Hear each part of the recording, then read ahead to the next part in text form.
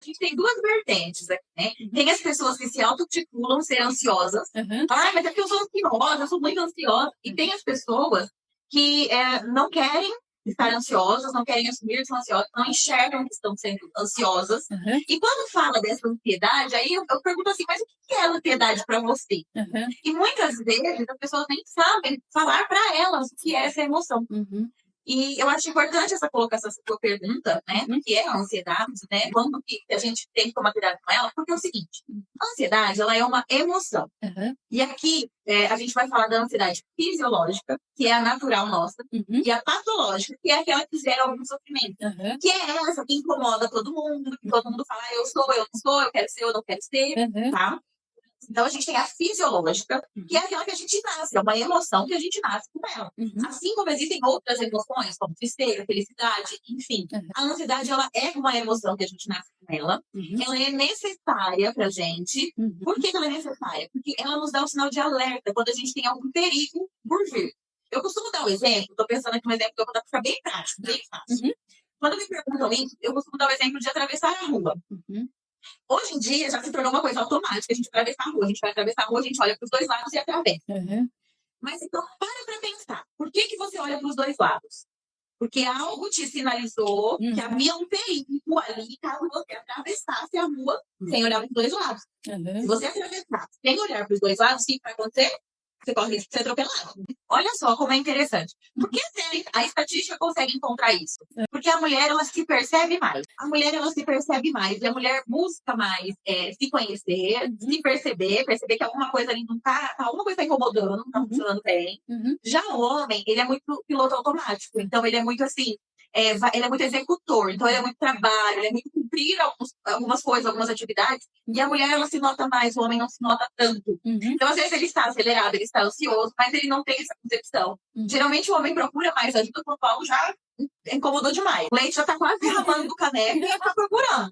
Né? A mulher não, ela percebe que tá subindo, ela já tá percebendo que alguma coisa tá estranha ali. Tem essa ansiedade boazinha, que eu falo que é a boazinha, que a gente precisa ter, que é uma emoção que sinaliza pra gente que a gente tá correndo algum risco ali e ela nos ajuda. Então, essa é a boazinha. Aí a gente tem a patológica, que é essa que as pessoas falam, né, que sofrem. Por quê? Porque essa patológica, ela já está num nível tão elevado, é tanta ansiedade, é um exagero de emoção, que tudo que é muito faz mal. Muito mal. Então, esse exagero de emoção começa a trazer alguns sintomas, né, que começam a incomodar. Sim. Por exemplo, tem algum evento. Se eu tivesse ficado ansiosa exacerbadamente, demais, em exagero, eu poderia ter tido, por exemplo, uma dor de barriga. Tem gente que tem vômito, tem diarreia, né, tem sudorese. E aí, essa ansiedade exagerada acaba causando prejuízos para essa pessoa, além de todo o sofrimento, prejuízo, né, seja no âmbito domiciliar, seja no trabalho. E aí, de onde vem essa ansiedade? Pode ser, sim, dessa autocobrança que você disse. Assim, a gente vai falar aqui dessa ansiedade patológica. Essa que causa sofrimento, que causa algum prejuízo. E aí, nisso, você colocou um ponto bem interessante. Se essa autocobrança pode gerar a ansiedade. Pode. Por quê? Porque quando você se cobra demais, aí a gente tá falando, ó, cobra demais. Sim. Tudo que é demais faz mal. E aí você busca ser o quê? A Mulher Maravilha. Você quer resolver tudo, você quer fazer tudo, você quer abraçar o mundo.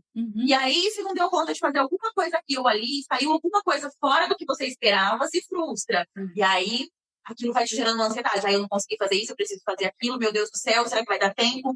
E se cobra para cada vez estar mais produtiva. O mundo hoje cobra uma produtividade muito grande. O que acontece? A ansiedade, geralmente, ela vem aumentando gradativamente, tá? E aí chega no ponto que dá o boom. É aquilo que eu falei, o leite vai subindo do caneco até o ponto que ele derrama, né?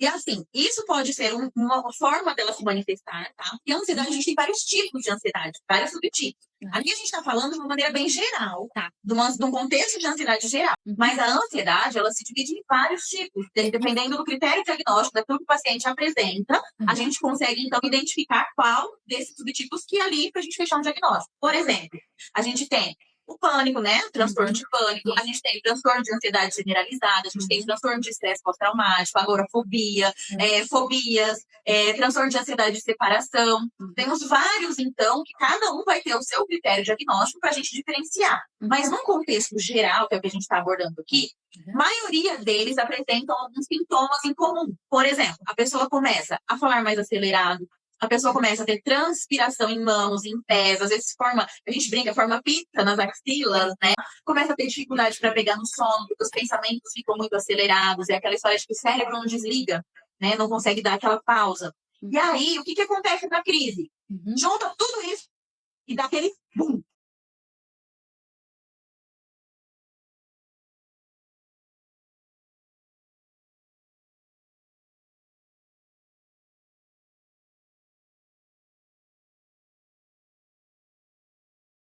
A explosão de emoções ali, de sintomas emaranhado, que se você perguntar para uma pessoa a hora que ela sai da crise, ela não consegue te definir o que ela estava sentindo. Mas o que eu quero incentivar aqui são os bons hábitos. Que isso, bons hábitos vai ser bom para a saúde do corpo, física, tudo para a saúde da mente, tá? Eu sempre pego isso.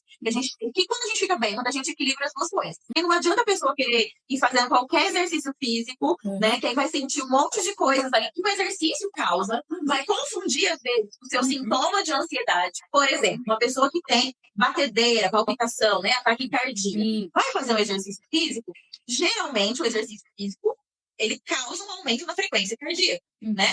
Então, ela vai sentir ali uma batedeira, uma palpitação própria do exercício. Se ela tem isso, quando ela está entrando em crise, ela vai achar o quê? Ela associa.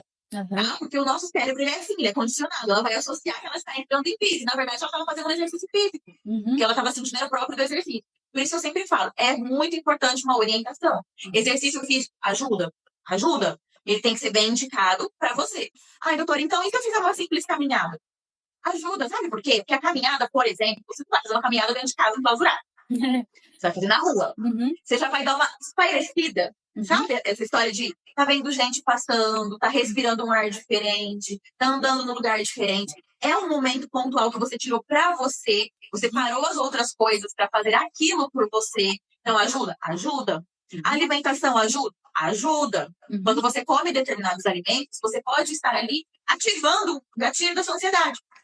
Outros, você pode estar ativando os gatilhos de relaxamento. Então, interfere? Interfere. Então, aquela história assim, de falar que manter uma rotina de hábitos saudáveis não é, gente, bobagem, tá? Para a saúde mental também vale a pena a gente estar olhando para isso. Exercício físico, alimentação, qualidade no sono, porque a ansiedade dificulta dormir, tira a qualidade do sono, né?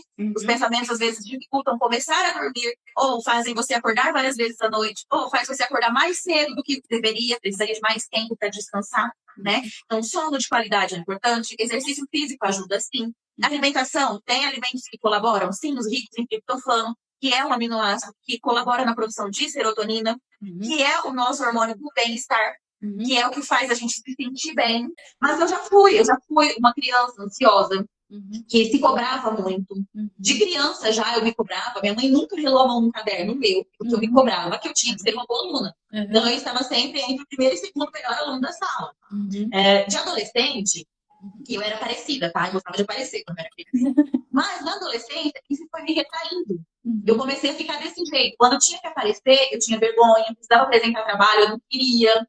Eu ficava ansiosa. Aquilo me suava as mãos, me suava os pés. Tinha prova, eu fazia a prova com um lencinho. Era o papel da prova, o lencinho e a minha mão por cima com a caneta. Não molhava a prova, de tanto que eu transpirava a mão, de medo de fazer a prova. Eu estava ansiosa por não conseguir fazer a prova, porque eu me cobrava que eu tinha que ser uma das melhores, que eu tinha que ir bem, que eu tinha que ter uma nota exemplar. Enfim, olha a autocobrança aí. Eu me cobrando lá já de infância, adolescência. Na época, as meninas, eu lembro certinho, elas usavam aquelas sandalinhas melistas, né, de plástico. Imagina que eu podia usar aquilo. Eu escorregava, eu caía de tanto que eu até transpirava, Tati. Então, assim, aquilo só foi aumentando. Só foi aumentando. Então, aquela criança toda extrovertida que eu era, foi ficando uma adolescente retraída, porque eu tinha vergonha de aparecer, medo de aparecer, suava a mão, não conseguia falar. Na faculdade, eu precisava apresentar seminário. Né? Todo mundo apresentava, tinha trabalho em grupo, eu tinha que apresentar. Meu Deus, que era aquilo. Das duas, uma. Ou eu travava e demorava para desinvestar. Aí eu desinvestava mesmo. Falava tão acelerado porque eu acho que ninguém entendia nada que eu tava falando. E eu acho que era tão automático que nem eu não lembrava mais se eu já tinha falado aquilo. Nossa, que confusão que eu virava. Os pensamentos acelerados, eu falando loucamente acelerado. Enfim. Com isso, eu percebi que eu precisava entender isso. Por que eu estava vivendo aquilo? Por que eu estava sentindo aquilo? Né? Se eu gostava tanto de aparecer, por que agora eu não gosto mais? O que aconteceu? O que mudou em mim que eu não gosto mais? Isso me gera um incômodo. Então, eu precisei passar por esse processo de se autoconhecer, né? Buscar ajuda para se conhecer, para entender, de que me entender, né? Ver como que eu podia ter uma ajuda ali para colocar isso no lugar. Então, hoje, eu consegui colocar isso no lugar ao ponto de eu conseguir estar aqui. Tem dia que a gente acorda, não tá legal. E aí você fala assim, mas cara, por que eu não tô legal? Não queria estar legal. Enfim, aí a gente vai analisar a situação, vai se olhar, né? E olhar para dentro, mas não olhar no espelho. Sim. Olhar para dentro mesmo, né? É conversar consigo mesmo, entender aquilo que está sentindo, aquilo que está pensando, aquilo que está vivendo, alinhar as expectativas do que está vivendo com o que realmente é possível, com o que a gente quer, né? Então, tudo isso é um processo e é importante. Se curtiu o vídeo, dá um like e compartilha. E não se esqueça de se inscrever no canal para não perder nada que eu vou trazer aqui.